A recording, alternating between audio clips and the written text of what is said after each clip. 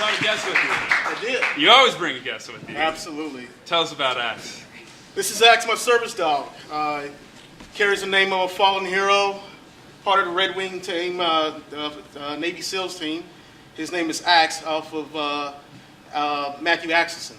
And he's my service dog, and he watches over me like an angel. Yeah. So we're going to talk about post-combat vet Chad Brown. You left serving kind of with a mission of finding yourself once again. And through that you built Soul River. But it was a mission that you found through fly fishing. Right. Yeah. Tell me about the impact of getting that first rod in your hand and actually going out and fly fishing. Wow. It's a couple years back, but that first feeling was like a feeling of when I hooked in on my first fish. I actually felt like I was actually pushing a lot of the medication out of my system. Mm-hmm. It was nature that was pushing that, basically. I was fighting a lot of heavy meds, and when I went to the river, and for that last time, I felt myself aligned with I guess the stars was aligned, etc. But I got this feeling I was ready to kick some ass, get back into society, man. Yeah. So let's talk about Soul River Runs Deep. Started as a nonprofit. You also have Soul River Inc. You take post-combat vets and children from disadvantaged situations into the outdoors, but not just out to Forest Park. Right. You've taken people to the Arctic Circle. Absolutely. Tell me about the intent of those missions. We call them deployments. Mm-hmm. Military term. It transfers over, basically. And what we do is we mobilize at-risk youth and combat veterans together. We use a veteran as a way of serving that youth, to give them an opportunity to push forward in life. And then that youth gets an opportunity of a long-term big brother and big sister. Mm-hmm. When we identify these areas throughout the United States, we look at areas that are under threat. Yeah. And these areas that are under threat basically becomes our mission and becomes our march as veterans and also youth. And so we identify these places and we use these places that are under threat into a curriculum. The veteran steps up on an expedition, and it's literally a expedition. And they use these curriculums as a way of teaching and engaging our at-risk youth that are already disconnected, are dealing with barriers of trying to get to the outdoors. So we use the United States as our backyard. Mm-hmm. And whatever place throughout the United States where environmental issues that are happening, or fresh water, whatever the case is, that becomes our mission and that becomes our march.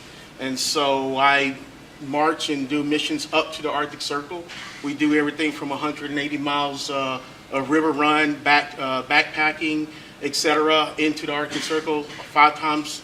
And it's any kind of weather. We face conditions anywhere between negative 12 degrees, sideways rain, sleet, etc.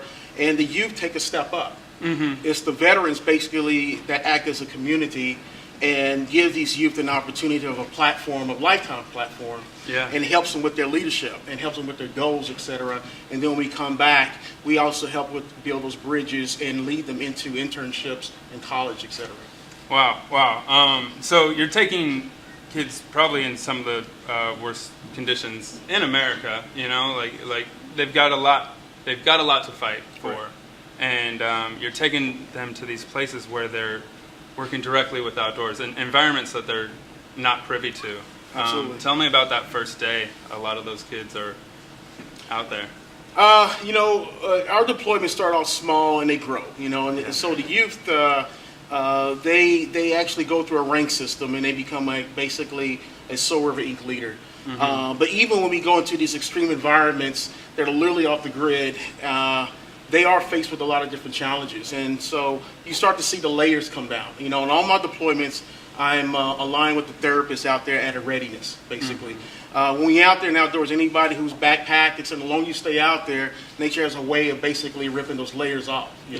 And so that's what we start to see. The layers start to come off, they start to peel off. And we're there at a readiness to help engage with that, Yeah. along with the therapist. But at the same time, it's the youth that actually teaching us something. Yeah. The veterans and everything, because we're all fighting our demons from war, etc. And when we're out there, it's the youth that are actually engaging back with us and giving us coping skills and different types of form of skills that help us be able to punch through what we're dealing with. Yeah. So you got like two soldiers, right? Yeah. One has fought for the country, and one is actually fighting for their own community. And so it's like an iron sharpening iron process, And so I'm sharpening that iron, and that youth is sharpening me as iron as well. Yeah. Yeah. Wow.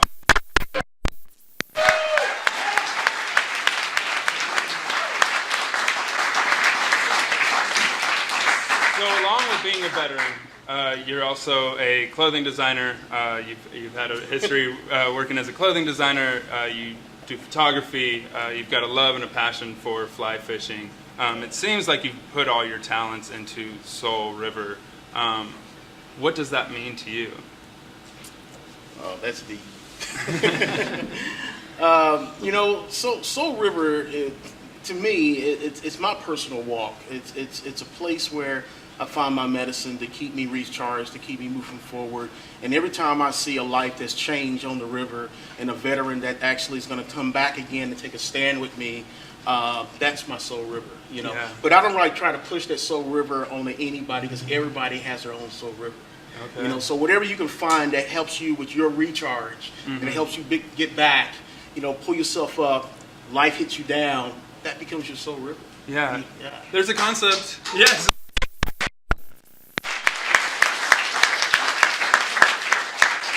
There's a concept that was introduced to me, and it was in order to give, we must receive, and I think that you've found your source in the river. Like for me, I could personally say that I found my source in the waterfalls, and when it comes to recharging so that I could give back to my community, I need the outdoors. I think something that should be addressed is there's a lot of inner city, and I'm using all the cliche words, I'm talking about like minority youth who haven't had access to the outdoors. Right. They've lived in cities their whole life. And I'm sure that's something that you have to overcome. But for me, moving to Oregon was an opportunity to exist in the outdoors while also existing in the city. And how do we fill that gap? And that's a complicated question. The most I would say that the simplify it down. I think one of the pieces to add into that gap to help thread that is the lack of community. Yeah. And I think each and every one of us has that connection to community, and when we're disconnected, it can cause us to go in many different directions and also to lose focus on what we're trying to do. And it can also be a healing. Just to go back to a warrior, when you got a warrior that goes off the war and comes back from a native standpoint, it's their community that takes care of that warrior. Yeah. It's that community that gives them that healing and that process to get back. Yeah. And I think a lot of us walk through life where we're disconnected from many different communities. Yeah. And I think that's the magic, is staying true to your community and having that community support to help you launch back and get recharged. Awesome. And we have a beautiful community here. Chad, how can they find you on social media? You can find my website at soulriverinc.org. And you can, same thing on the IG, Instagram. On Instagram. Yeah. Yeah, and I'm not going to give my number out though, but you can. Chad, I just want to thank you so much for coming out. Like, you are a true soldier for our community, and you're building in so many people's lives. And it's a true honor to not only have you on the show, but have the ability to introduce you to so many people. So one more time, can we get a hand?